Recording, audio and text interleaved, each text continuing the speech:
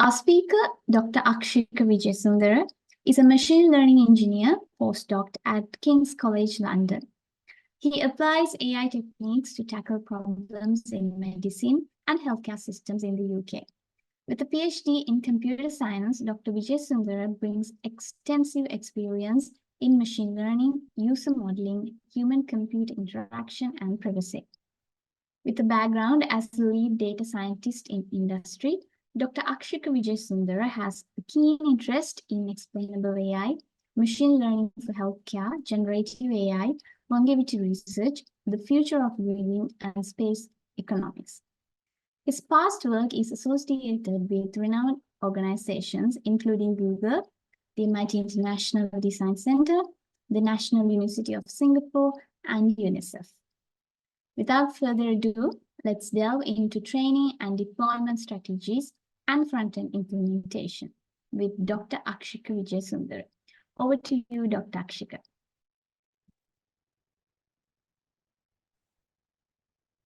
Thank you very much, Sanali. Awesome. Let me share my screen. Let me know if I'm not audible by any chance. You're clear, Dr. Akshika. Cool. Awesome. So it's so the idea of this session is to basically go through some of the areas that's not been covered in the previous two sessions. And try and figure out how do we can use LLMs in a production setting, as well as how can we sort of do the UI side of things. So don't have a specific presentation per se. So I wouldn't be going through slides. I'll be going through a set of sort of demos and sort of examples that I've worked with before. And I know, like we mentioned at the beginning, that questions can be answered at the end, asked at the end, but feel free to ask them throughout. So if it's suitable to answer in the middle, I'll probably pick that up, because that's I want to make this a bit of more like a conversation rather than just a one-way. Me trying to show different things to this few hours of time.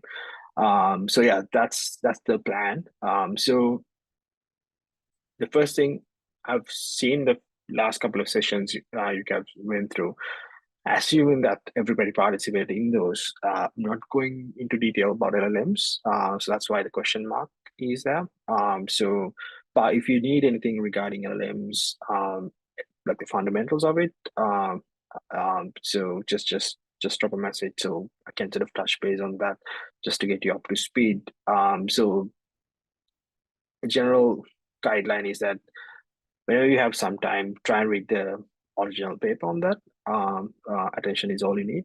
So that's a really good paper. So if you're new to LLMs, generative AI, or AI in general, I would suggest starting from stuff like sequence modeling, where you try and predict something in a sequence. So that would give you a good understanding, like starting with LSTMs, etc. So you can actually build the required knowledge to understand transform architecture, and then use that to sort of understand LLMs and the limitations of it. So how I would generally sort of explain LLMs is that it's more like a sort of a sipped model of the knowledge that we're trying to sort of train the model on. So if we take large language models, it's basically like a zip file of the entire sort of digital knowledge that we have, like through Wikipedia, different books, etc. So you try to get that information and create a zip file, and you can query into that zip file and get answers. So that's like a way of understanding LLMs. If you're not familiar, but I'm sure everybody has gone through a lot of training on this, so no need to do this. But yeah, just a head start on that. So yeah, then we'll go into the Amazon ecosystem. I think the previous two sessions were done on the OpenAI and Azure ecosystem. So we'll touch base on Amazon ecosystem. So they recently, like I think still their sort of conference is still going on. Like they've done a lot of new releases with Bedrock. So they are sort of fully managed large language model, foundation model service. And SageMaker has been there for a while, and it's end-to-end ML sort of pipeline management. So you can like train models, observe them, create pipelines, and deploy them. So you can try everything through SageMaker. And I highly suggest if you are already based in sort of Amazon sort of a ecosystem, that's a really good. It's very easy to sort of integrate generative AI directly through these tools. And also we'll look into LLM evaluation. So there's a framework called HELM. I'm sure most of you might have seen that. Not necessarily sure, it depends. So it's done through Stanford. So they try and sort of rank, evaluate large language models. So that's what we're getting into that. And then a bit of prompt engineering. I think this is covered a lot, but I think I'll try to sort of talk about from Anthropic point of view, the creators of Claude model and a little bit of hacks that they have, and then the Streamlit, which is Pythonic sort of front end development framework that you can use to build very easy, quick sort of data intensive user interfaces, and you can directly use that to create LLMs. And after that, I'll show a demo that I've worked on before. So at a hackathon recently. So it's basically used like a RAG system, but end-to-end you can build within like 3 hours of time, something like that. So I can show you that as well. So yeah. So any questions so far? Just, I mean, if there is any, just drop in the chat box. Sorry, in the chat. Cool. Okay, so I think first we go and try to see what Bedrock can do. So Amazon, as I mentioned, has they have a huge set of tools that they have, but the two main tools that they have regarding ML is Bedrock and SageMaker. And then, so this is what you get when you sort of log in. So the Bedrock is not available, I think, in all the regions. So I'm using North Virginia. Yeah, as you can see, it's only available in few of these. So even like Europe, like London, you can't find those. So I had to switch to US one. So it's available there. So it's not a problem. So yeah, so they have quite a lot of examples as well, how we can sort of use these large language models. So what they provide is like as it says, very easy to access API to foundation models. You can fine tune them if needed, but you can directly use them with zero-shot learning. So you can take a look at the available models. So I'm not sure how we can provide it. Yeah, you can sort of paste them on the provider. These guys, the Jurassic model, I think that's the I think it's overall rating is really good, Jurassic model. And Amazon has their own text focus model, Titan, and then the image generator. And so that's a sort of set of models that Amazon sort of try to build. I haven't used them much, but to be interested to play around with them as well. And then the Anthropic ones, I think I highly recommend this. If you're not tied to an OpenAI, Cloud is very, how can I say, it's much more secure in a way that how you can sort of like interact with the model, and it's also I'm not sure if OpenAI offers this yet, but I'm maybe in the paid version for sure. So 100K tokens, and then so up to 200K tokens here. So you can like upload like very long documents and try to query into that. So from a text point of view, it's really good. And then there's an instant model, which is, I think, it's much faster, but at the same time, it's not as very complex compared to the Claude V2 models. And Cohere has some models as well. I think they are good for sort of explanations. If you want to like understand how LLMs are sort of reasoning. And then Meta has the Llama. I think these are open source as well. You can use them separately. And the only front end, image generation external one they have is Stability AI's one. So you can access Stability AI's image models through this, just accessing API. And then there's the playground, which you can play around with basically before you try and like use that models within some sort of project that you're going to work on. So you can select the model. So you have all these options. Yeah, I'm not sure. Let's just play around with it. Let's see. I'm not sure. What sort of a prompt can we give? Okay.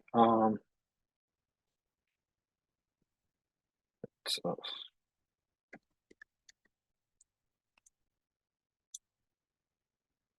okay.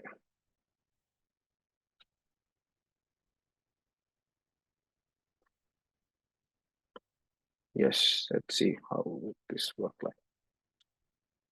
Yeah, it keeps on generating. So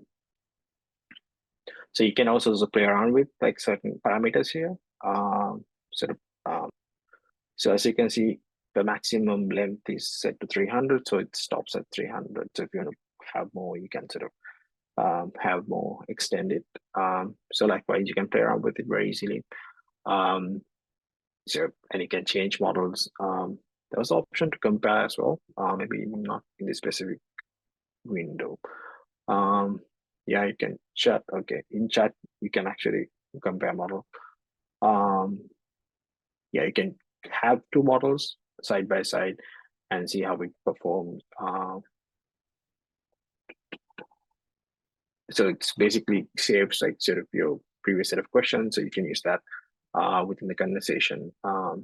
So that's what this compare helps you to do in the chat playground. And then can do the image. So there are like two, like on the external one is Stability, and Amazon has this one as well. Let's see.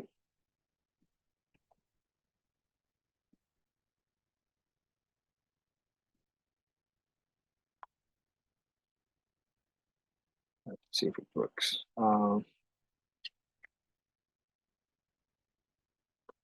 Let's see.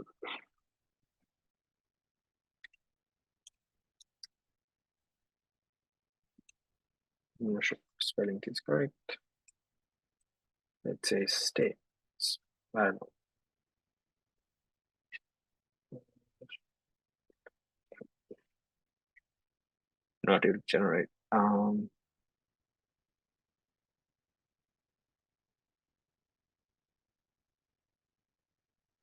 Yeah. So you can like give more like for the prompt, improve it, and you can change the size of the image, portrait, and also if you want to like use a reference image, like an upload an image, and then use that as the base image, and you can do prompts to change the image. So that's another thing that you can do if you want to like playing around with this. And Midjourney has quite a lot of features, and it's much more matured set of models even compared to what Amazon offers. So I think this is a really good option if you like do really quickly understand what the models can do, and then go ahead and sort of use that.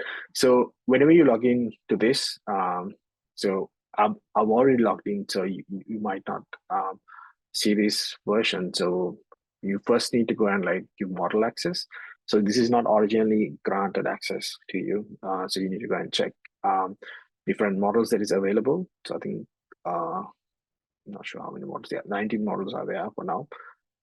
So yeah, I haven't accessed this one yet. But yeah, when I first sort of logged in, I didn't have access to Claude because you need to give explanation of what sort of project that you're trying to do. So that's very helpful. So after that, they review that. I think it could be a manual process, not sure. So they want to make sure that say it's a safe project that you're working on. So you need to give that reasoning and then get access to the Claude models. Yeah, so that's the general overview of this. And yeah, so any questions so far? I think it's just a walkthrough of what Bedrock can do. Sorry, I don't see any questions. Great.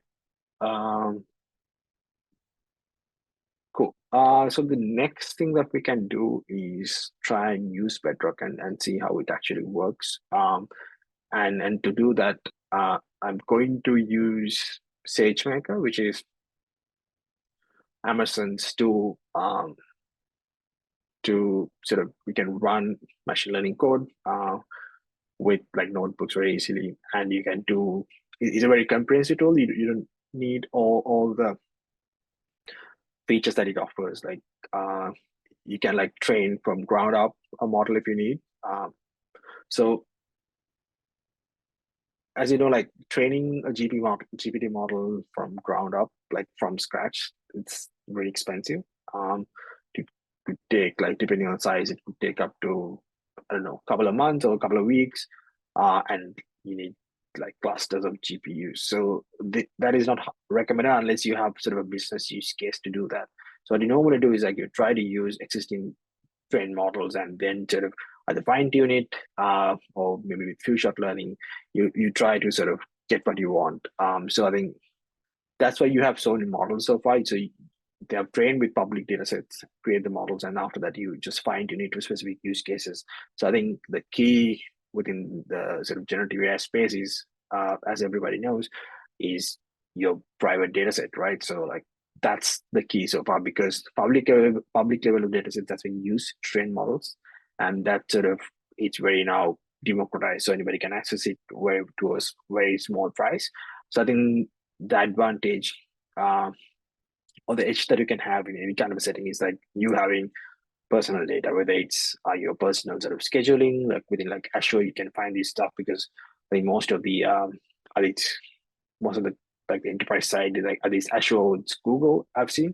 So that means all your sort of calendars, emails, and everything, your personal information is within the Azure infrastructure. So you can directly tap to that information and train something which is secure to you, and sort of use that to sort of improve your sort of workflows, day-to-day activities, etc. So that's the key regarding LLM. So you try and like use what sort of proprietary information that you have, whether it's personal information or within a company, use that, and then you can have the edge. So that's sort of like my viewpoint on like LLMs. So yeah, so SageMaker, as I said, like it provides sort of all the tools you need to build and deploy ML models, and after that, like how do you monitor this stuff? So um, so yeah, so here's clients. I would probably I think go to Studio. So I'm not sure Studio still up. Let me see. Yeah, so you just need to pick the user that you have. So I think this is another step that you have to do. Let me try and see if I can show that as well because that's quite important. Like you creating a user.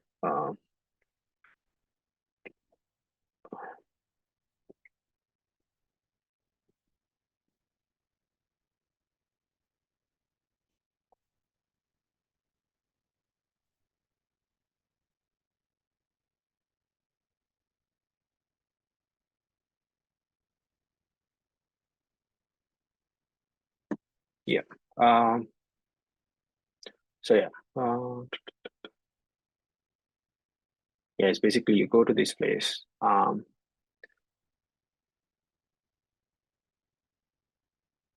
You create a domain. So yeah. So as you see that suddenly then the location changed. So I need to switch to a location that's available. So I previously created one using service, but I've created new domain. Yeah, it's a single user setup to a company. So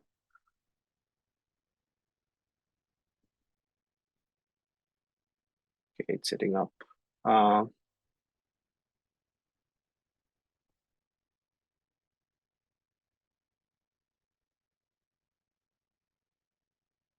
If it takes time, I can quickly go ahead and use the already created domain. That sort of, let's see, it shouldn't take much time. Okay, it says few minutes. I think this is the domain that's been already created, so it has 2 users. So what you need to do is like this user gateway. So this user needs to have the right kind of credentials. So that can be done through AWS IAM console. So let's see if I can open this.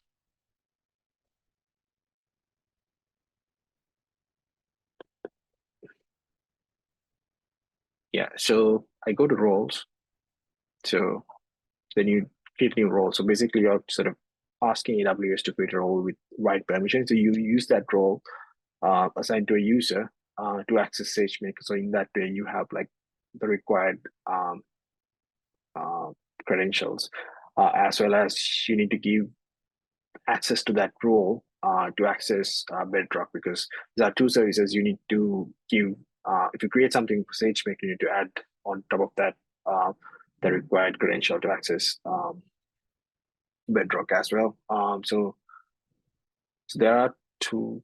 I think I've created one before. So yeah, demo user. So this automatically these 3 are created when I pick SageMaker. So I'll try to create a role here. So AWS service, so SageMaker here. So I'm asking, okay, this is what I'm going to do. And then no need to set this as optional. Yeah. So if you want to like have much more granular control over the role, you can use that. And yeah, so just you can also add tags if you have like multiple roles. You can tag them just to see if you want to like if you have roles with different hierarchy, like if you use like hierarchical access control, you can use tags to sort of understand which level these tags are, or just to pass to them. So okay, let's see. Okay. So demo 3 should be here. Yeah. So now this role has access to SageMaker, which is the tool that we're going to use to create the required the running the notebook. But it doesn't have access to, I mean, you can expand it. So it doesn't have access to Bedrock within this. I mean, there's a lot. I mean, so by definition, I know that doesn't have. So what we need to do is like create an inline policy. So which is basically you add another layer of credentials on top of that. So to this, you add this. So I'm just copy pasting. So it's basically sort of gives Bedrock like all the APIs in access to all the services within API Bedrock for users. I mean, you can change the dates. I've just copied from somewhere else. You can change it to. I mean, you can like sort of version it as you see fit, and then yeah. So that drop 3 was there. Just create the policy. So yeah, now within this demo 3 role, you will have access to SageMaker and then Bedrock, so you can sort of interact within these services very easily rather than just worrying about getting access. So yeah, so there's a similar user called demo, so I'll use that specific user to access SageMaker. So you can select the user here and then open Studio. So it will open something like this. This is like the SageMaker Studio, which I think Azure has something similar as well. So you have, I think Azure has ML Studio, right? So you have this tool set for you to sort of build the ML pipeline that you want to do. So you have Jupyter Lab. You can create new one if needed, but at the same time, I have two running. So I'll try and open one of these.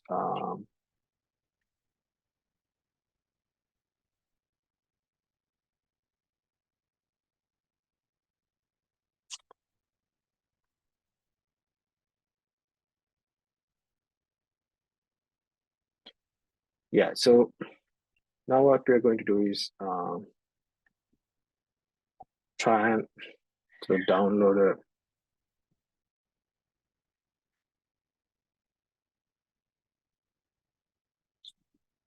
yes. We can run a terminal to download what is required. It shouldn't take much time. So let me see. I'll create another one just to show. Okay. So yeah, just grabbing this bit.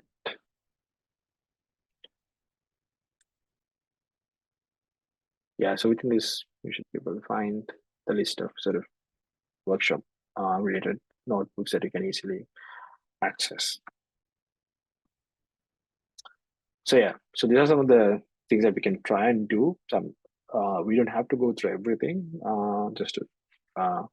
but we'll go through some of them to understand what Bedrock can do.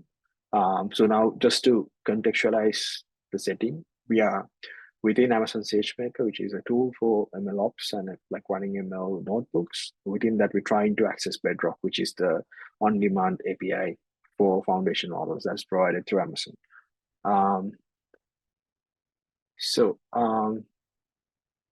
Not going to go into this yet because I've already opened one here, which is just same set of files. So it should be here. Amazon. Open it. Yeah, Bedrock examples. And then, so yeah, so this is the setting up. So the Bedrock has a Python SDK or library, but you can call whatever you like. Yeah, it's this Python SDK called Motor3. So this is like what you use to sort of access Bedrock APIs very easy through Python. So this is just setting up the environment, and it's also, as you can see, like run it once. So I wouldn't be running it. So yeah, this is basically setting up the required libraries for us to go through the examples that I'm going to run through. So yeah, making sure that you have the right kind of libraries and the versioning. So this is for text, with LangChain, etc. So so I think this is, I'm not sure how to pronounce it, like it's face or face. So yeah, it's a in-memory vector storage, so you can easily use that rather than going to external vector databases. So yeah, this is so this is for different examples that you can find. So as you can see, there are like different examples that are going through, and for that we are installing all the required libraries. And then yeah, there's an error here, but yeah, not going into that. And then yeah, you need to restart the kernel if you can run through it. So you can try and run this and see if it works. So yeah, we're basically importing the basic OSIS and then JSON from Python, and then you have the Motor3 and Motor Core, like the libraries that we use to access the Bedrock API from this notebook. So yeah. So there's a Bedrock client has been created, so that's successful. So we can check. We can quickly check if the list of foundation model that's available through Bedrock. So just to see. So yeah, I mean it's 200. So yeah, that's great. So yeah, these are the list of available, I think the 19 models that we discuss. So it's provided here. So yeah.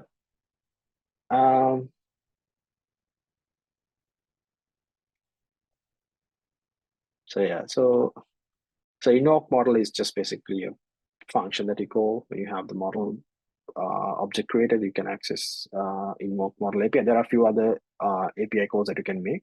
So it's one of the calls, and then you have to structure the input that you're giving to the invoke model function for different models in different ways, but it is almost similar, but yeah, there are very minor changes that you need to do, like especially with parameters and also maybe the prompting structure, because these are created by different groups, and based on how they train the models, especially with the prompting structure, you have to change it.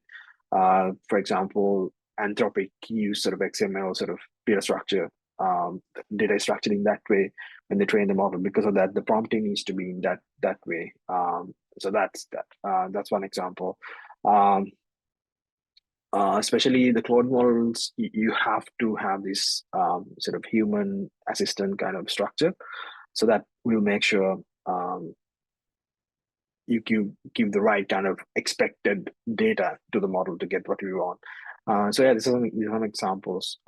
So yeah, also like some parameters. I think we saw some of them within this when we played around with the Bedrock.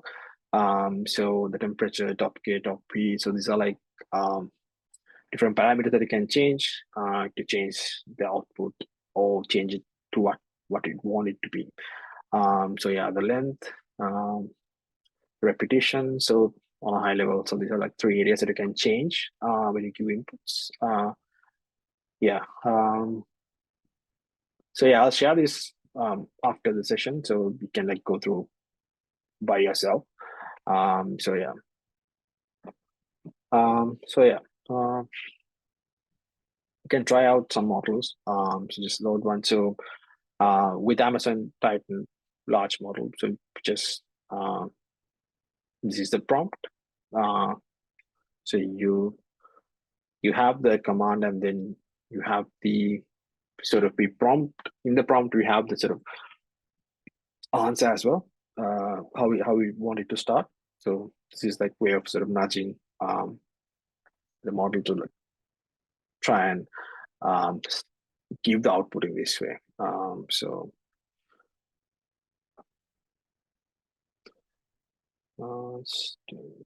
yeah. So yeah. So you set the sort of the required parameters, and then you call the invoke model function within the Bedrock runtime model. So unless it's the same function that you're calling, so you just have to set the model ID, so you can get it from Bedrock. If you go to Bedrock, you can find out what's the model ID is, and then this is the body, like the prompt and everything is there. Um, so so we set also what it accepts and what we want.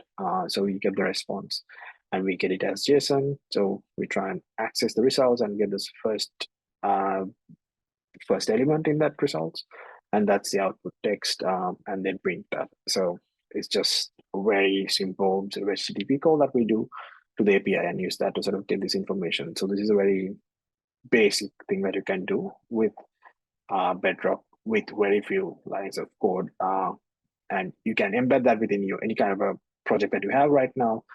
So only difference that you would need to make is the access, because at the moment I'm running this within AWS. So as long as as I said, when I create the user, the AWS identity access management, when I set it up, it sort of figures it out within that, so it can talk to each other there. But we need to set it up. If you're setting it outside, set the credentials needed.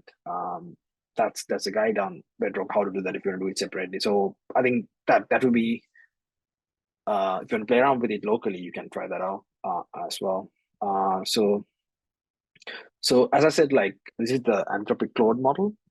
Yeah, I'm heavily biased toward this. I don't know why, because I recently went to hackathon of theirs. They've been really nice people with really nice help on how to like develop team is really great. So it's really interesting.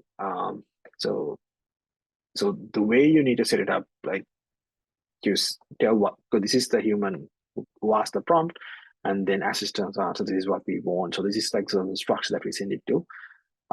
So yeah, so you have a JSON body, and then you set the number of tokens that we wanted to return. So we just cut it off at 500. And then, yeah, similarly invoke, it's the same function, because it's one API we're talking about. We just change these parameters, and then we can access a different API. So this is really, I think, from a software engineering point of view, is really great, because it's you don't have to change a lot of code from your use cases. So you can reuse this bit everywhere whenever you want to access these models.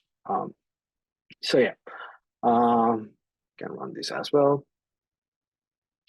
Okay, that had an error.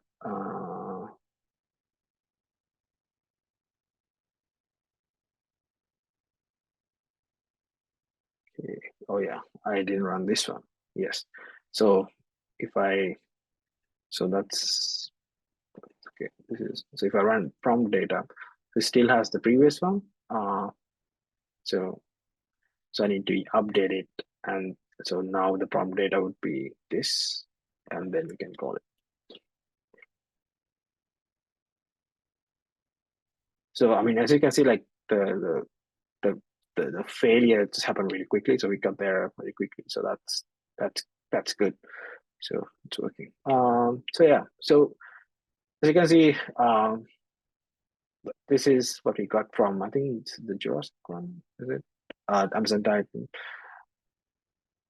But as you said, the Claude model is much more descriptive, and given the right prompts, you can like get like a really comprehensive answer as well. So yeah. So let's see. This is Jurassic ones. I'm not gonna run this.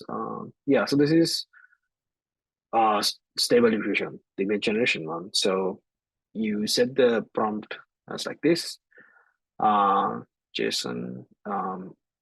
So stuff like seed is like basically just, it's a way of, so seed happens like in most of the other ML sort of training is basically, if you're doing like standard machine learning, seed is used to make sure that you can reproduce the results, especially in ML, because like it's probabilistic based model. Like when you do training and testing and training, you set a seed so that the way you split the training and test data set is can be repeatable. Similar to that, in stable diffusion, you can set the seed in different values, and based on that, you can try and recreate the output that you're getting to I mean, you can't say it's always, but most of the time it do be like that. So you can like set different seeds to have predictable outcome. So yeah, let's run this and see landscape with trees. Okay, so we get a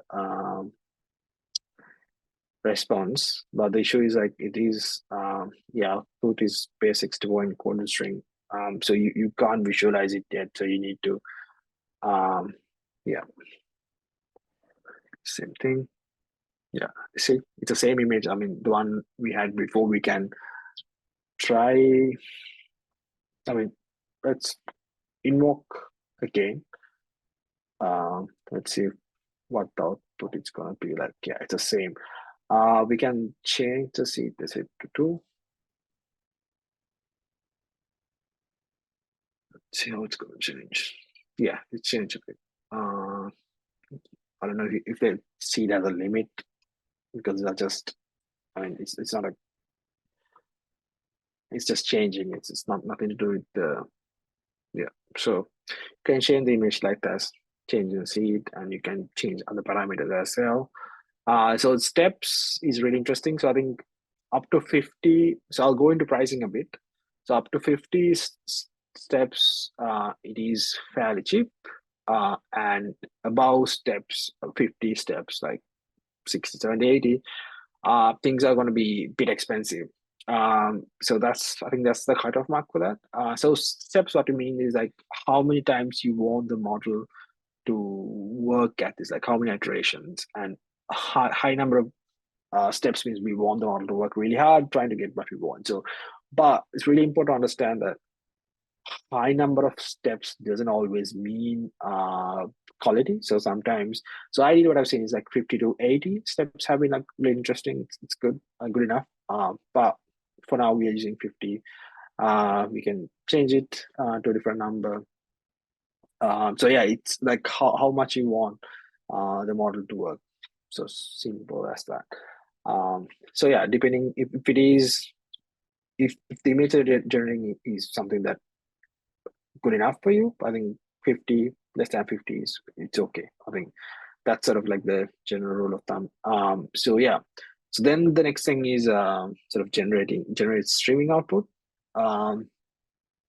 So sometimes as I said, like invoking model, there's another method that you can try rather than just invoking, which if you invoke the model directly, you get the output direct, like without any stops, any delays. You don't break it down into like, as you see in ChatGPT or any cloud model, like it doesn't stream. So you can use invoke model with RESTful stream, basically to just output it with a delay.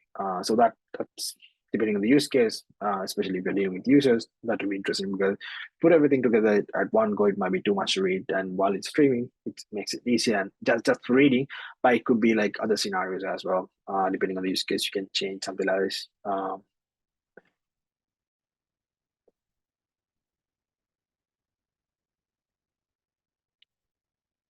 Yeah, it's the same thing, but it came with fast. Let's see this one. So yeah, it is coming as streaming like this. So the same answer, but I mean it has changed a bit. But it is sort of we're getting the in a streaming manner. So you can also like understand the embeddings. So that's been used to sort of convert the whatever the prompt that we give. So yeah. So this is the Titan embed.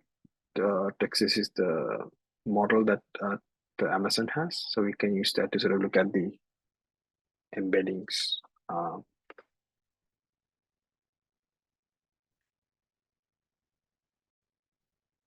Should give the embeddings, yeah.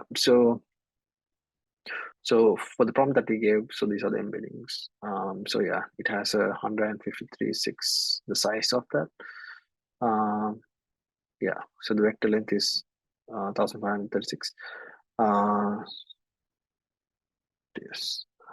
So yeah, I mean, you can visualize embeddings as well if needed. So this is just one example. Cool. Just went through, this is like the second step of that. Are there any specific questions? Feel free to type them in.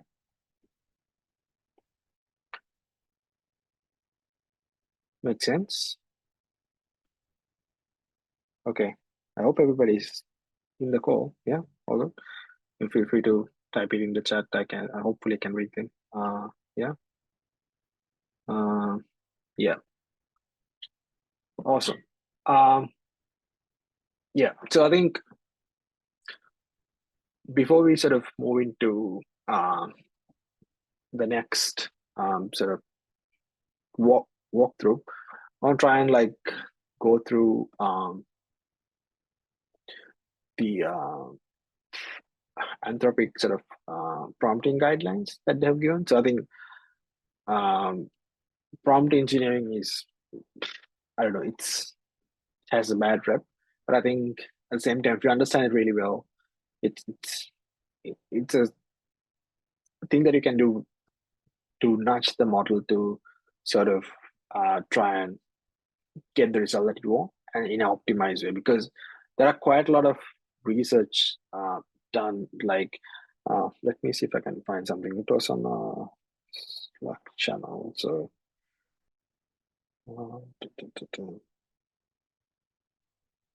give me a second.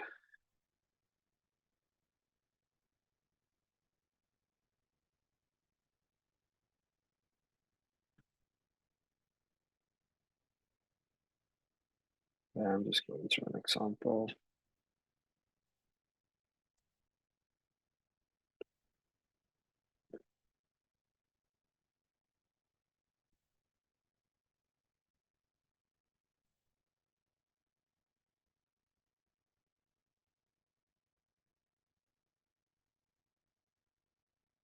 Yeah, I don't know if you have seen this before.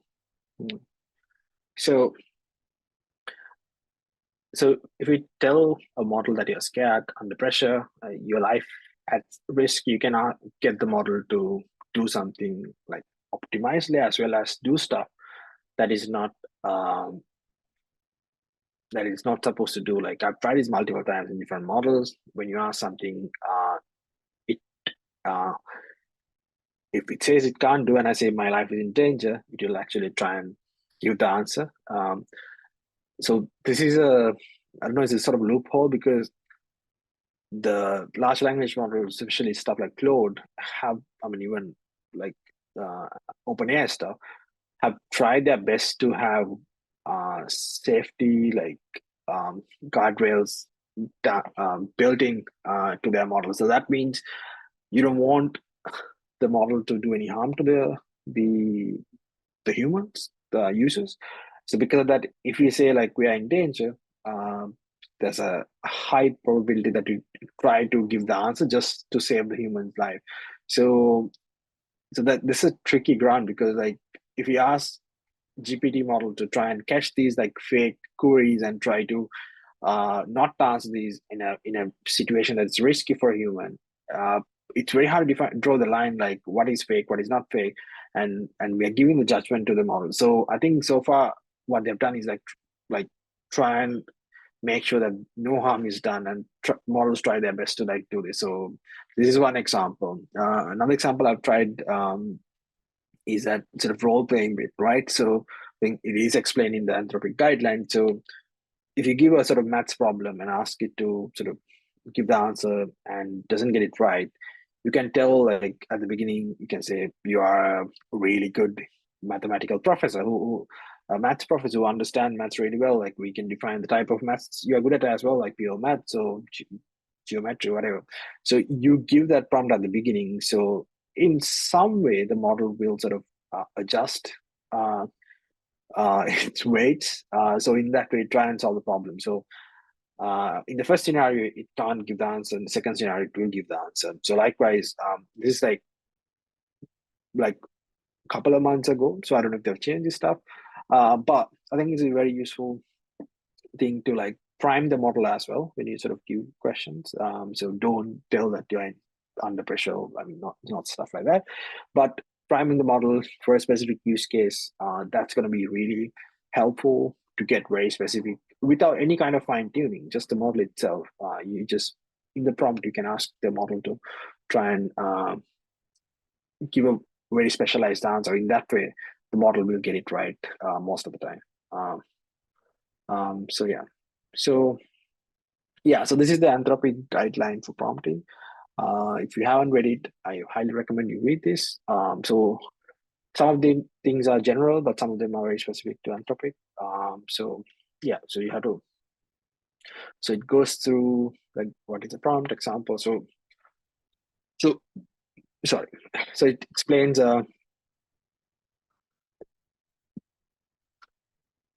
how the prompting should be. So whenever you give, so I mean, it also explains why it is like this. So it's you have the human input and then the assistant. So it's trained through like reinforcement learning with human feedback. So because that is structured in that way, so it's expecting human question and the assistant's answer.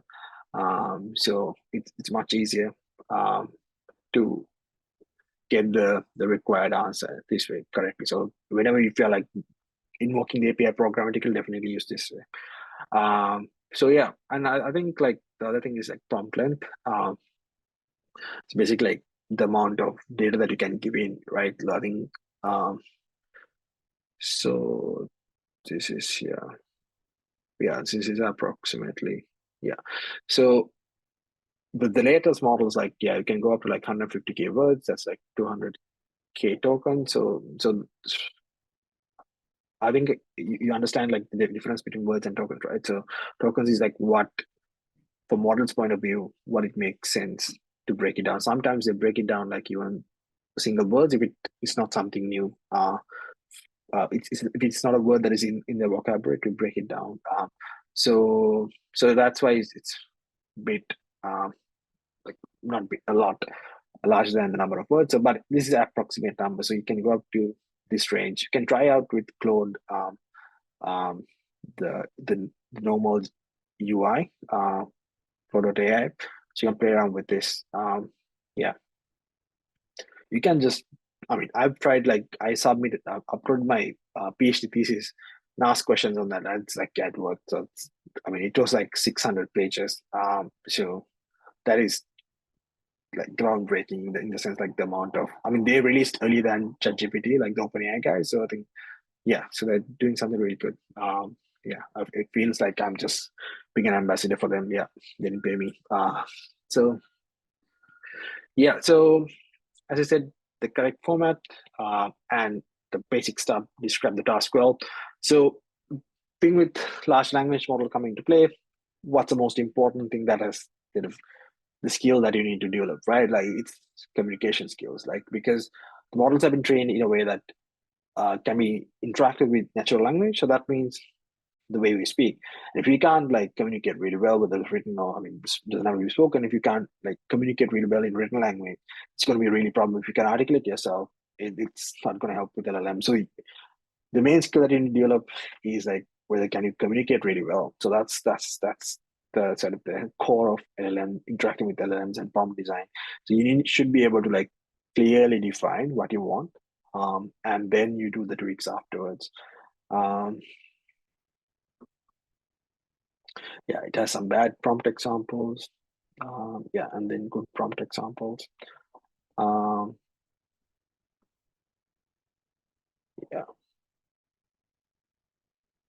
so this one example is I just don't give PIIs, like because it's not safe. Also, we don't know how the communication happens. I mean, Amazon, they say it's encrypted from end to end. So as long as they follow the guidelines they have provided, it's encrypted. So that's great. But it depends. Like different companies might have different policies. You shouldn't always assume that they're doing the right, because it's profit driven, right? So you might like, as long as it's not illegal, they try to do things at the edge. So be careful when you provide PIIs. So this is what I mentioned earlier, the XML tags bit. So in a way you can like, it is not necessarily XML. It's like just tags in the structure of XML. So you can say text, or you can say like the answer instead of text, like answer start, answer end, and then you have something like that. Or you can like break it down into multiple, say the context, and so it's just natural language. So it's not defined as XML tags. So you can just structure it like XML tags and have this information in the prompt. In that way, it's easier for the model to understand, and then rather than just putting everything. I mean, if it is not XML tags, at least try to like break it down like in a logical way. Like if you have different sections within your prompt, so that's very helpful. Yes, let's see. So suggesting like if you can give examples in as well, and difficult cases. So in that way, the prompt would understand. The model will understand how to decode it. System prompts. So let's see. This is what I mentioned earlier. Like you define like a goal or a role. You mentioned, okay, you are say you are a mental health advisor who has this credibility and some sort of a board certified medical practitioner or a psychologist. I have depression. Like, can you give me some guidance? I mean, I don't think Claude will do that, but what sort of other? Yeah, you can say you are like a visa consultant. I have these queries regarding my visa application. Can you answer this?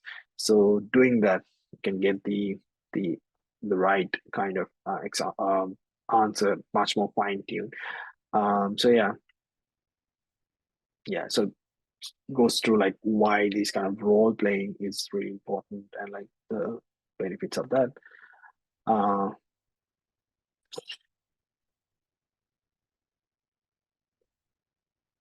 Yeah, I mean, it doesn't have a specific structure, just have that information within the prompt itself. Let's see if there's anything interesting to see here.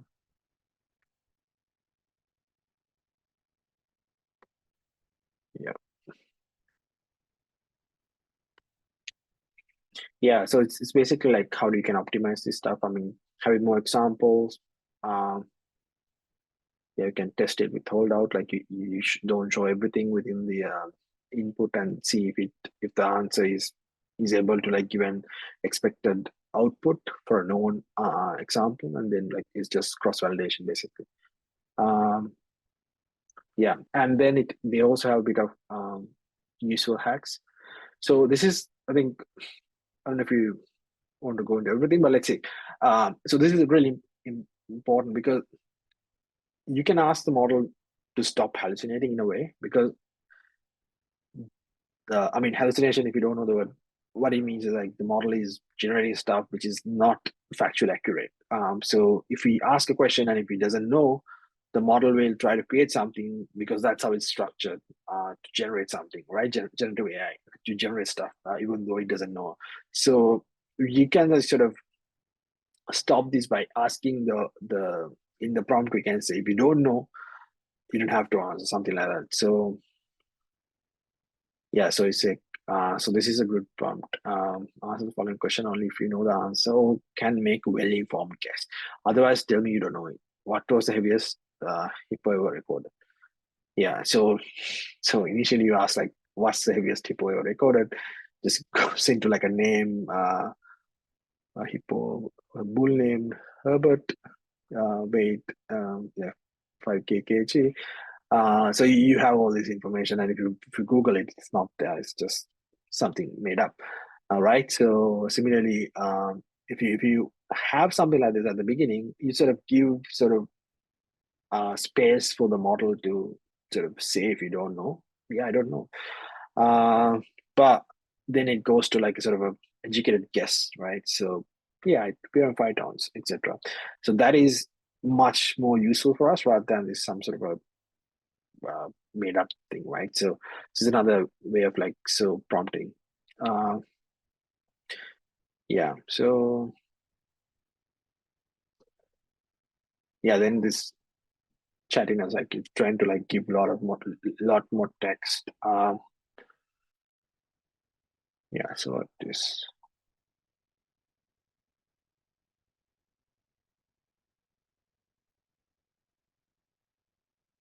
Yeah.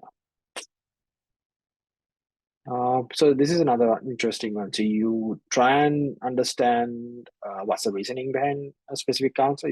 You ask it to like think step by step.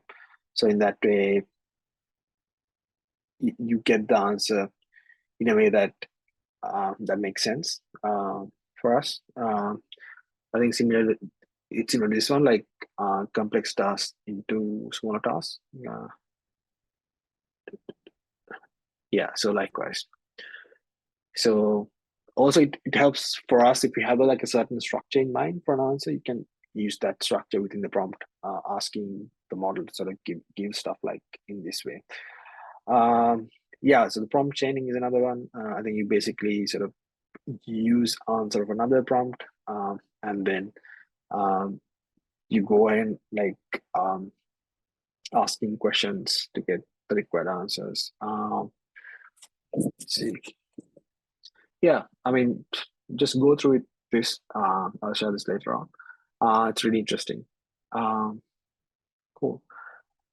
Do you have specific questions? Oh, question. Anthropic Cloud is still in invite-only usage, right? I don't know. I mean, I can access it, but also depends on the region, right? So, but the good thing about AWS is that you can access these as long as you pick the region. You can access the models directly. If you want to access cloud on your own through Anthropic toolset, I have to check. I mean, it's available in the UK, but I don't know if it's available in Sri Lanka. Like, I remember I asked my mom to like check Cloud AI whenever it came like some time back, right? So, but she couldn't access it. But I think now it's available. At least the Cloud, the just the normal general user interface, not the model APIs. But yeah, cool. Yeah, we did this. Can go more into a example here. So sorry, not here. Or we can go into the, let's see, what did I promise that I'll talk today? Yeah, so we can go into LLM evaluation. So I think that might be interesting. Then if time permits, I can come back to the other demos that we have. Yeah, so this, if you haven't seen, this is really interesting. So Stanford has done a really extensive evaluation of existing models using sort of benchmarking all the large language models with the framework that you put to do a comprehensive evaluation rather than like sort of not just accuracy or just toxicity. So then a comprehensive analysis. So I'll talk about like limitations of this as well, but at the same time, I also like show why it's really cool. So there's a leaderboard, so you can see what's the. I mean, you have all the models, large language models. We not all the models that can be accessed publicly. So you have so these are different scenarios that they've tried out. So you get ratings for different scenarios, and then you get like a average rate, and then like Llama 2, 70 million parameter model, and 65. Those are like at the top there. What's GPT? GPT 3.5 is here. I'm not sure. I don't know if GPT 4 is here though. If it is there, it should be up there, right? Maybe they haven't done the analysis yet. Yeah, this is accuracy. I mean, there's calibration, robustness, fairness. So these are their measurements, the different measurements that they're looking at, and then sort of benchmark like against measurements and the metrics and the scenarios. So bias, toxicity, I think. Yeah, so they also have a paper. I don't know if I can find that. Let me see. Yeah, this one. So yeah, this is in archives. You can find a paper. So this is their sort of way of explaining what is out there right now. Accuracy, robustness, some different kinds of scenarios that's been used to evaluate an existing model. This is what was there, and this is what they offer. So they looked at accuracy, calibration, robustness, fairness, bias. So different scenarios, these are different scenarios, would have these kind of evaluations. I think bias, toxicity, efficiency. So the only problem I mean, not the only, there may be many. One of the main problems that I see with this, one is like explainability. Obviously, it's not evaluated at all. I mean, fairness to a certain extent, sort of bias can give you understanding, but how explainable it is the model, it is not evaluated. So this is something, quite a lot of research going on, like how we can make large language models explainable. The second one is like if you take, I mean, it's extension of explainability. we use LLMs in like very critical domains, like let's say healthcare, like which I'm working on right now, it is very hard to like get the LLMs passed through the medical device test, because they have a golden standard to try and get the so LLMs, if it's used in the medical setting, that means it's a medical product, right? So it needs to pass all the medical, like the criteria that needs the examination criteria that all the medical products go through, whether it's like ECG machines, like whatever it is, it needs to pass those criteria. But given that most like LLMs are generally black box, right? Like still, I don't know, maybe I haven't seen, maybe it's there some work that I haven't read. Like LLMs are not explainable, right? You don't know why it makes a certain, like you can't like 100% with 100% guarantee, you can't tell why it gives that kind of prediction, right? Because it is sort of a zip file of the information that is out there, but why you get that, we don't know, right? So that's the main problem. So that's really important in critical conditions, especially like, I mean, say space travel, whether it's healthcare. You should understand why the model sort of give that prediction, right? So that's really interesting research area if somebody's interested in to have this kind of explainable large language models. And also another aspect is like, if you look at from a, if you take any ML model, like one of the ways you can improve it is using accuracy, right? Like you have like loss function, you try and improve it to reduce the loss. But the loss is not the same across all kinds of errors, because the type of errors that you can get have like hierarchy, especially if you take medical domain.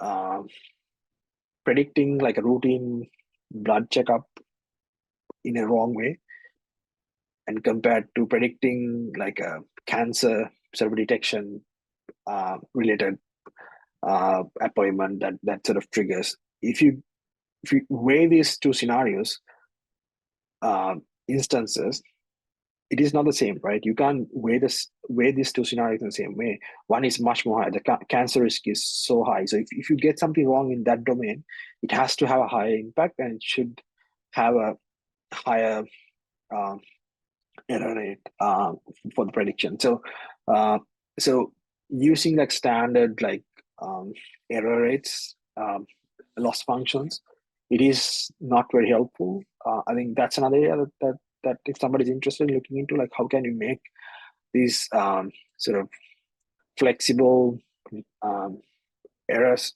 loss functions for critical domains of LLM applications or any deep learning application. So that's another area. So yeah, this is very close to my heart because I work on this area. So this is like what they have done, HELM, and then they have like sort of used most of the models and just run through scenarios to see like this is the evaluation that they've done. So using that, they have done the scoring and to use the website I've shown here to sort of publicly have these models on a leaderboard. So this changes all the time. So because the models get updated. So yeah, it's really interesting. Check it out. Yeah. So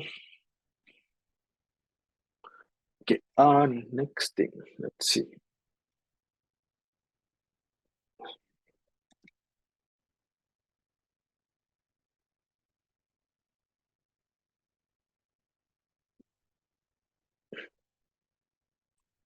Yeah, we can sort of go into Streamlit a bit.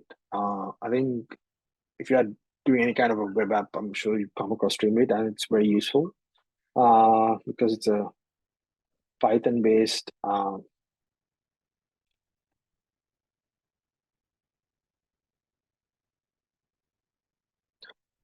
Yeah, so this is how we can sort of create sort of front end for, I mean, any tool, but any data incentive ML focus tool. So Streamlit is a Pythonic library that you can use to create graphical user interfaces. So this one, I'm not going into a lot of details in this one because I'll show you a demo how it looks like, something I've created. So it's basically you can just code it up using Python, the different aspects of the UI very quickly. And then, so this is the sort of tutorial I used to build the tool that I'm going to show. Just give me 1 second.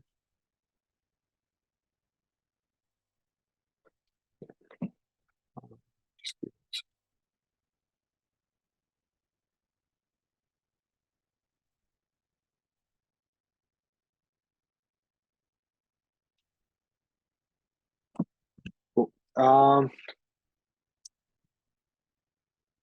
Yeah, so it basically goes through set of examples that you can like use it. Like as you can see, this to get this input, you just have this kind of text, right? You directly import Streamlit, and then you get the input. It basically as you talking with like a terminal. So you can use that to like get all the information. It's written in Python. I mean, JavaScript, React. You don't need to use any front end here. So that's, I mean, at least for me, it's good. It's much easier. But it is what it is. So yeah, this is you can directly, this guideline just goes through as long as you have the OpenAI key. I mean, you can use it for Claude as well. You can change that, and then you can have like a clone. So I'll show you one example of doing this. Let's see if it works. This one. Yeah. So let's see if it is still. Yeah, this is something I did a couple of weeks ago with one of my friends at a hackathon. So yeah, so what we did was like basically just follow the tutorial. There's nothing fancy in this one, but it took us like, I don't know, a few minutes, like 10 to 15 minutes to get this front end up and running. How we did this is like we got all the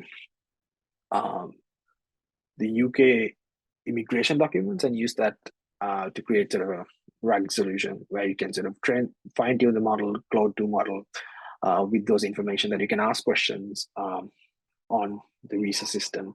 Especially like, at least personally, this has been a major issue where you don't have this kind of like guidance unless you pay someone, and even if you pay someone, it's very hard to get this information correctly because not everybody knows everything, and because the visa regulations are changing really fast, and it's really important. I mean, that's sort of the hypothesis we had. So use that to sort of train a model, and we can ask any kind of a question. Like we can ask like, let's see. What is? So this is a type of visa here. We can ask. So it will say we need to update it, not to repeat the question. So this sort of gives the answer. So the difference is like it's fine-tuned to the latest documents that's out there. So this is trained like 2 weeks ago. So if you can see sources as well. So you can see where it's coming from. So this is like, I think in the last session, you guys followed, this might have been explained how you can create a RAG with like sort of vector databases. It's very simple, same kind of work that we did. But it's really interesting to see like you can have the references where it's coming from.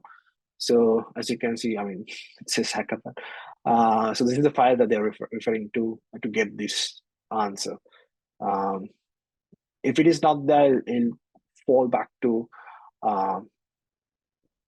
the general model. That's the foundation model. But if it is available, they'll first check the fine-tuned data source, and if it is there, they'll try to extract from there.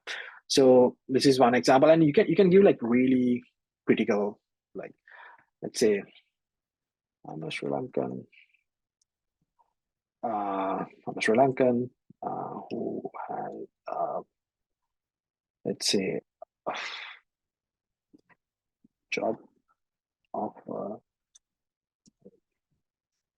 UK means United Kingdom Research Institute funded project. Can I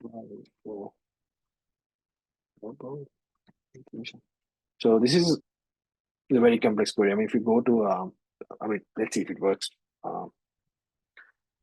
Maybe it might not work.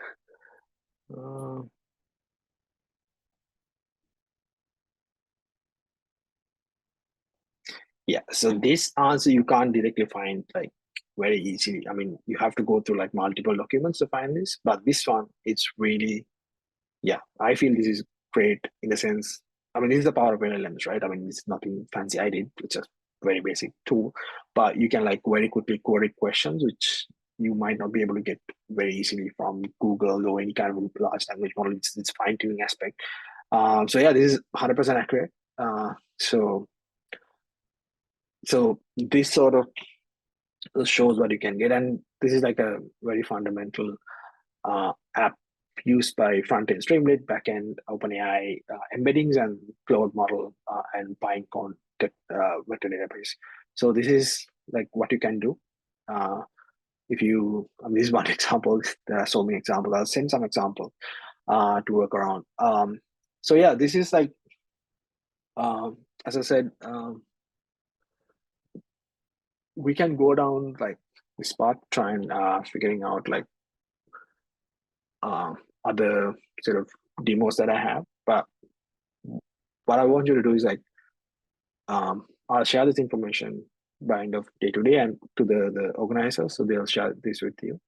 Try to go through this to understand what these models can do, and then what you can need to do is like try and build like GPT clone, I think, for you to get much more hands-on experience.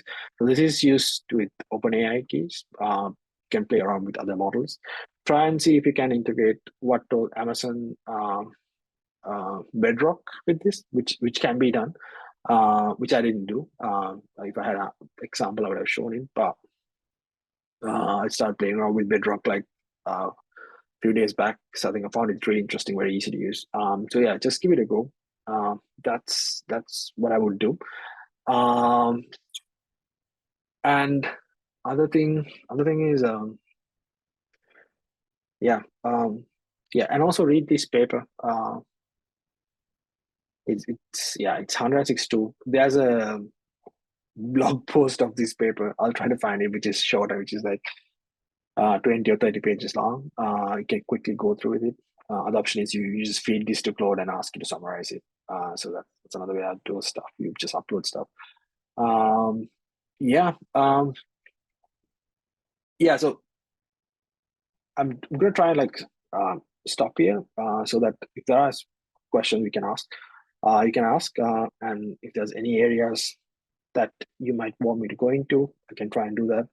Otherwise, I have few stuff like one homework assignment and one offer from my side. So to go to that, I'll try and stop the session here. So yeah, I can get questions from your side.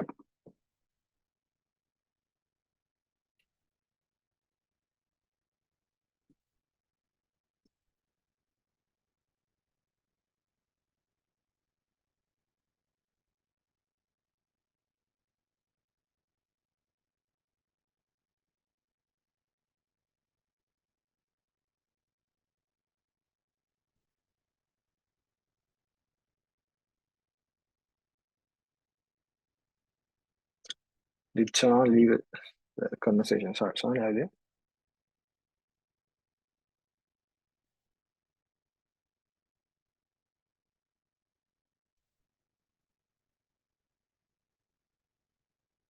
Sorry.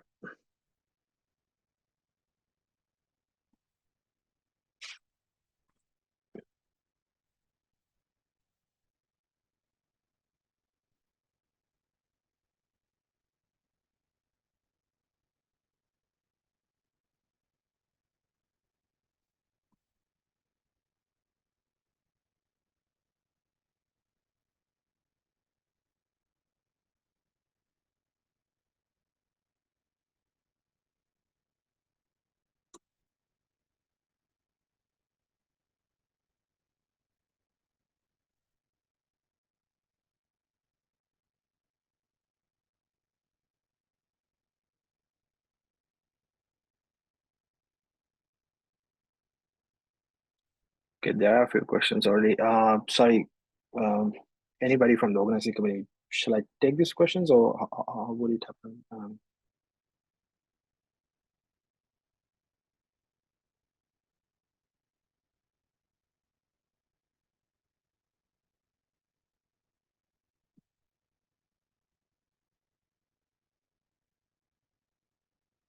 Yes, Dr. Akshit, actually, we can get the question, we can answer the question after the session. Once this session is concluded, I think that will be easier, right? Like we can straight away go through all the questions at once.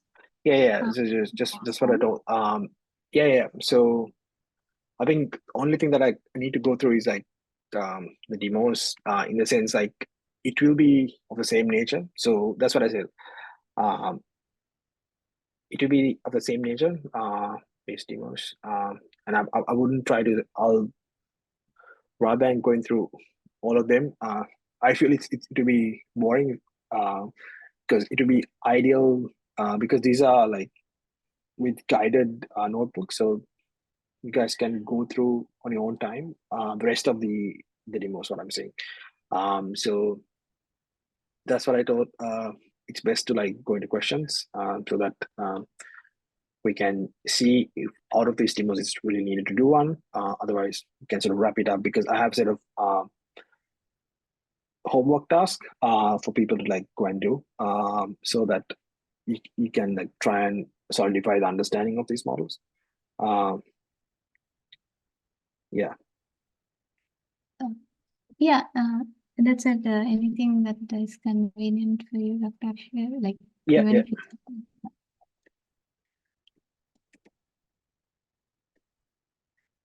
Yeah. I mean, I'm happy to take the question. Sorry. Yeah. That's what I mentioned.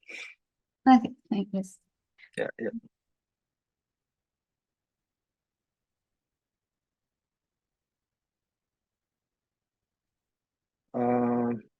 Should I go to the link that is shared in chat for the questions, or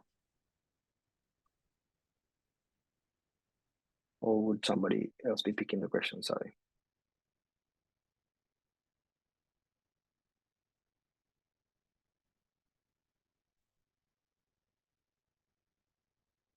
Yeah. Yeah. Yeah. So I think, shall I read these out? Yeah.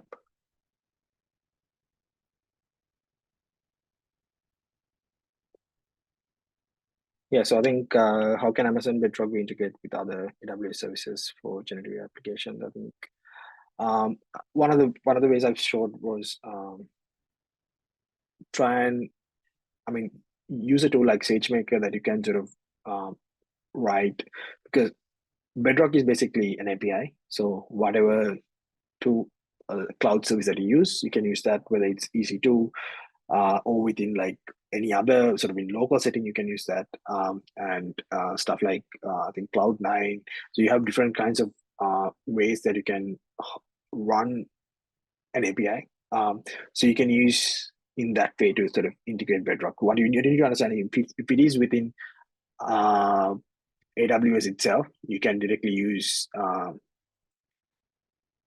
like the identity access management to have the authentication set up. But if it's outside, you need to set it up through AWS CLI or some sort of a credential file. So that is provided in the guidelines. So you can provide the credentials similar to OpenAI. You can use the authentication keys that provided through AWS and use that to sort of access the API in an outside setting. So for AWS, within AWS, you can use like a tool like SageMaker to integrate these different kinds of tools. Because if you SageMaker can set up the cloud storage if needed, like a E2 or E3.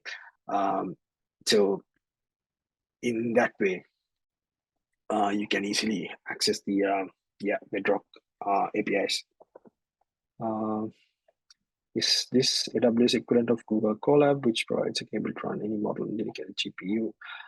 Bedrock, so SageMaker, not necessarily. So Colab is basically like a notebook running application, right? So SageMaker has that feature, but it has more than that. You can like, after you deploy it, you can like understand how the model is performing. You can monitor it like also with new data. If you want to retrain the model with the new data sets that's coming in, you can set it up. So in that way, you can run the full pipeline of the machine learning cycle within SageMaker. So I think it's very, very powerful, but it also has the stuff that you have in Colab. So because you can select the type of the cloud infrastructure as well. Whether if you need, especially if you need a lot of GPUs with more processing power, you can select that, especially at the training phase and inference stage. You can then directly change it to a lower cloud infrastructure that saves a lot of money for you. So it has much more flexibility and much more power compared to Colab. But I think I haven't dwelled much into Google's ecosystem. They should have something similar to this as well. I think they should have an infrastructure that can do the model deployment monitoring, because they have the similar offering, right? You have the cloud, Google Cloud, and the BARD model, and like all sort of infrastructure needed, and there should be much better tool than Google Colab. Yeah, that's a second question, by the way, if it's not selected. How to optimize Streamlit performance? So yeah, that's a good question. So I haven't looked into this, to be honest. Like I've just used it a way for me to quickly do front end. And after it's deployed, I think it just acts like a normal sort of a front end HTML, CSS, JS based application, right? So I think on their own, like they should be doing within the library different ways that you can improve the performance. But it is a way of quickly generating the front end rather than the performance point of view. So I haven't necessarily looked into this, whether it's we can do any kind of performance. I think performance wise, it's like it will be like rendering speed, things like that, right? It's a front end tool. So yeah, it is something to sort of try and explore. But Streamlit is basically a quick and easy way to build front end rather than thinking about performance. Because I don't know like how it will perform like with like millions of users. But if you have like data, sort of way to visualize data, interact with data, so this is like a really great tool. So yeah, this is a question I should check in depth as well. Yeah, good question. Yeah. Can you elaborate how LLM working internally? So yeah, this is a session on its own. I've done one on, there's one like I previously did on especially looking at attention mechanisms, self-attention. So yeah, this I mean, this is a great question, but the only issue is that it would take a lot of time to explain it. But I'll try to go through like the fundamentals of it very quickly. So LLMs, in the sense, as I said, for you to understand LLM, just think of it as sort of like a zip file of the knowledge that, out in the world, right? So whatever it's used to train the model, whether it's the entire data set in the internet, so that you zip that information in a sort of a not small but fairly accessible model size, right? So you have that, and you can ask questions from that. You can query and ask it to do stuff. It will create give answers or generate something. So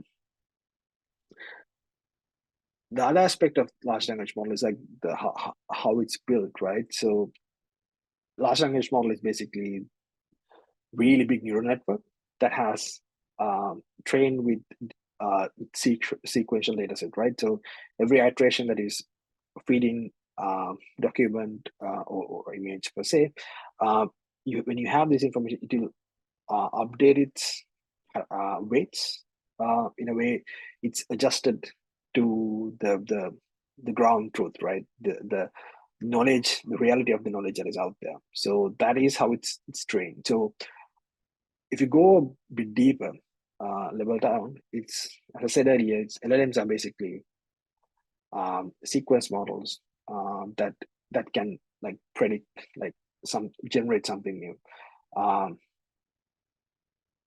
So you need to try and understand how sequence models work, like LSTMs, bidirectional LSTMs, and how they work, and they have limitations as well.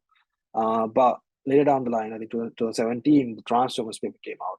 So that's sort of like the most recent large language model sort of improvements has been done through Transformers architecture. So the really important thing within that architecture is self-attention. Basically, it basically means is that when you sort of convert text to embeddings, you don't just give like a one-to-one mapping just because of the word or the token, but you try to add in the weight based on the attention. That means the position of the word in the statement, as well as the relationship that it has with other words. So that's on a high level what self-attention means. So if you haven't heard about this before, it might not make sense, but that's the most important thing for you to understand large language models. So yeah, start with understand neural networks, and then sequence models, and then go to Transformers paper, read that, and understand self-attention. That's session I've done previously on this, with on self-attention basically. And then you'll understand how the large language models works and getting trained. That's the fundamental side of things. And then you can see there are so many variations of this based on fine-tuning, etc., that different domains have been trained.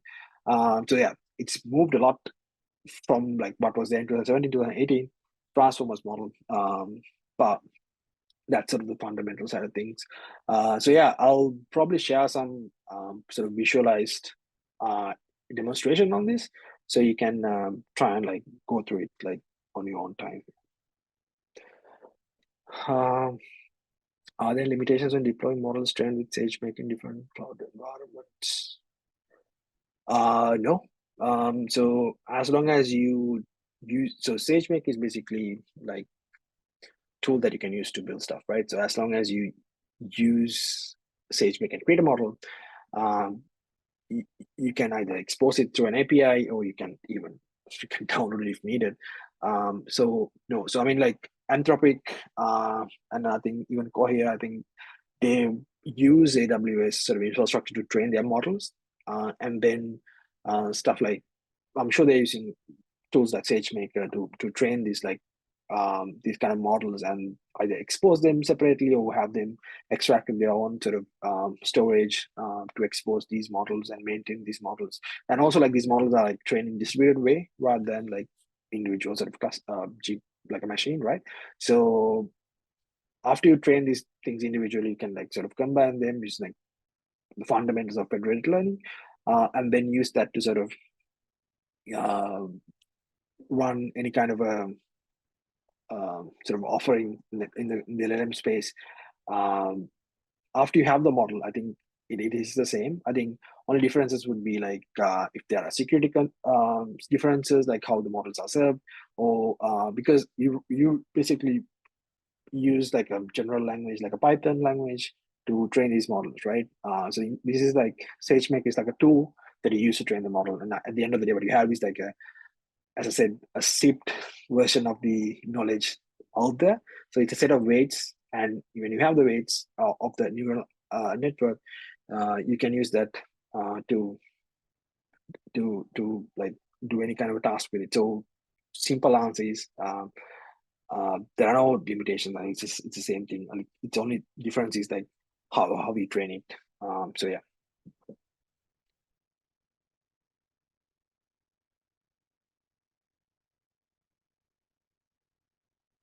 Give me a second.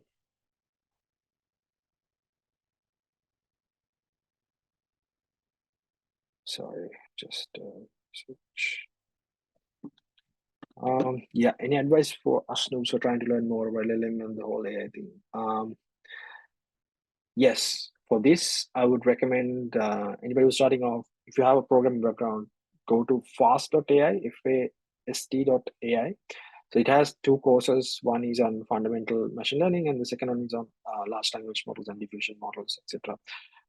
So you go through this. It's a practical based program that you can use to go through very quickly. It doesn't go through like a lot of theory stuff. So yeah, So that's the first thing that you should do, and try to understand the fundamentals. I don't mind going through a course online. There are quite a lot of YouTube stuff. So yeah, start from fundamentals, and then use that to like sort of go and apply it very quickly. So in that way, you understand why and how things work. And if something doesn't make sense, take your time to understand it. Yeah. So what do you think on working with GPT models through Azure? Is there any session for that?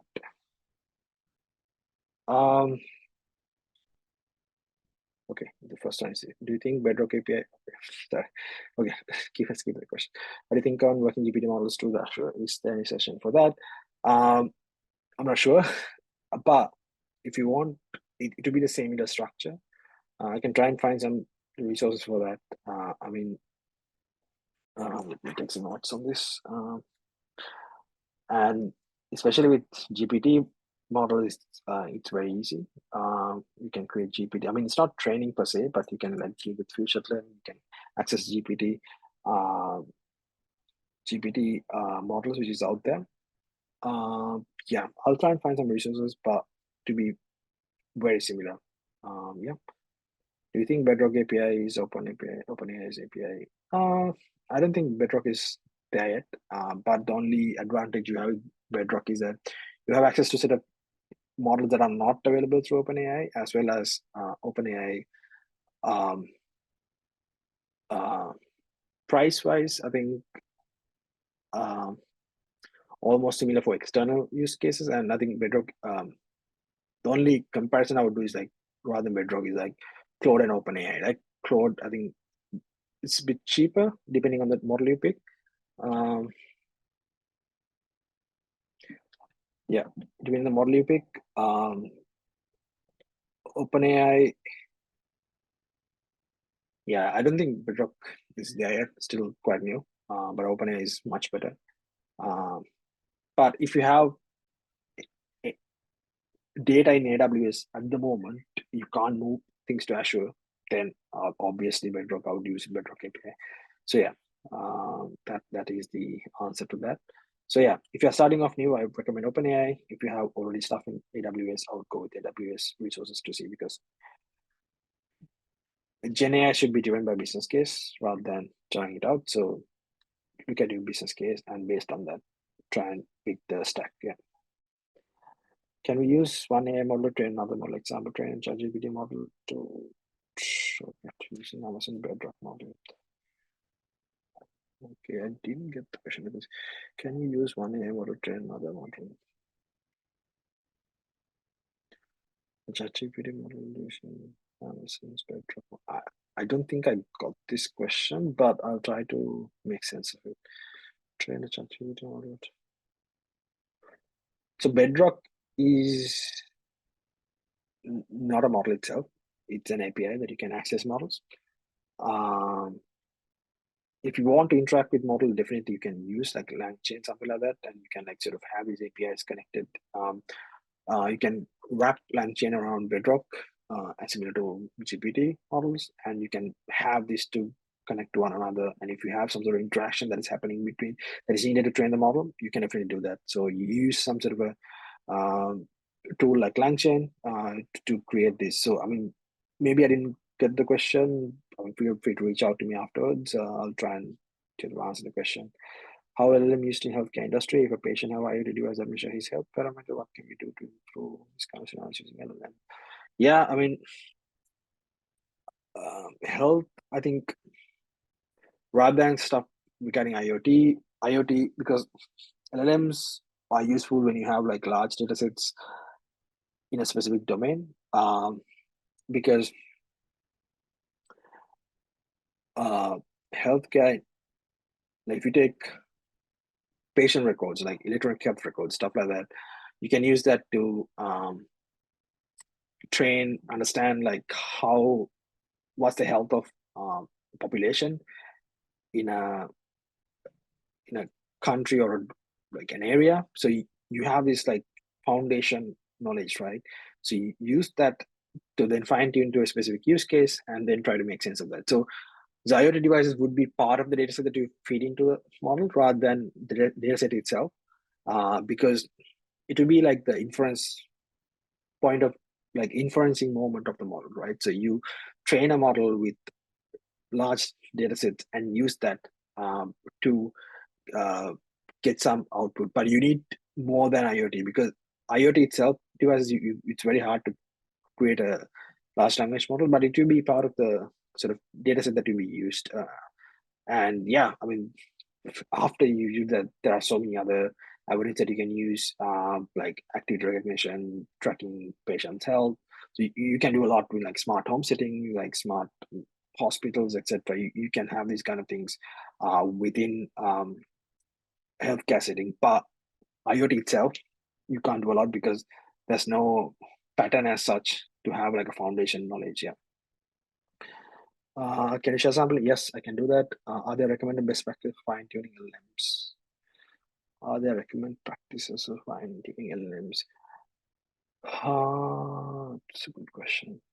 So AI is quite new, so different people try different things. So for example, things like LangChain, if you follow those, they have different frameworks, sort of guidelines that you provide to fine-tune models and use different kinds of models together.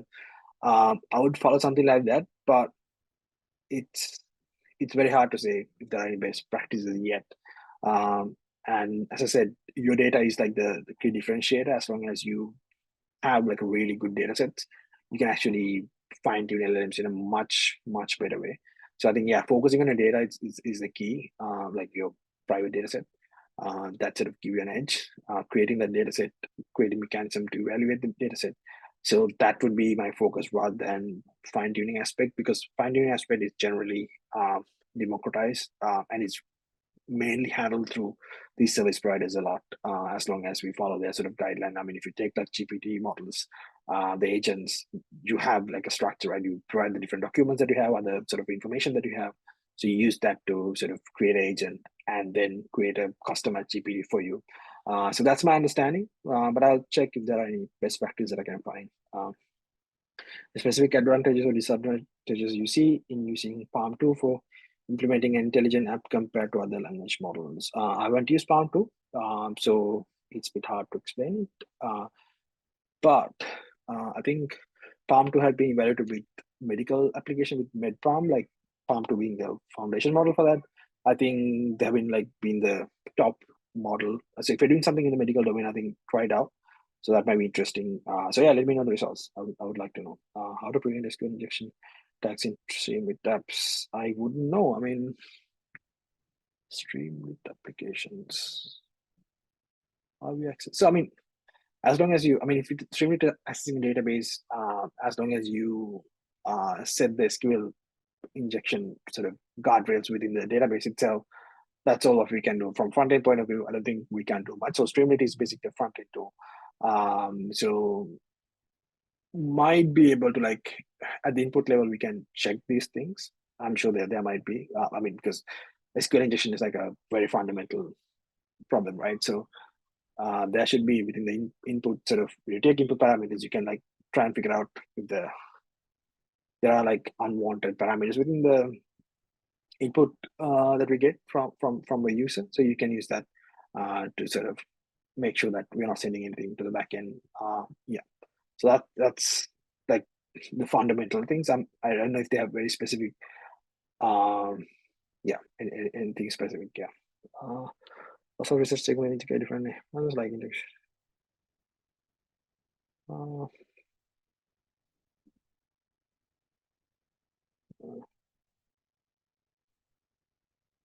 Yeah, this is, yeah, I'm not sure. Like, so it's something that you should ask from Claude or ChatGPT. This is a very good question. Like, because everybody's doing everything, so whatever you can think of, there should be a paper or somebody doing this. So because whatever the field they are, like everybody's working on ML. So I had a conversation with somebody from Microsoft recently. So for research collaboration, there was like, yeah, we stopped everything and doing large language model research now. So that's what everybody's doing.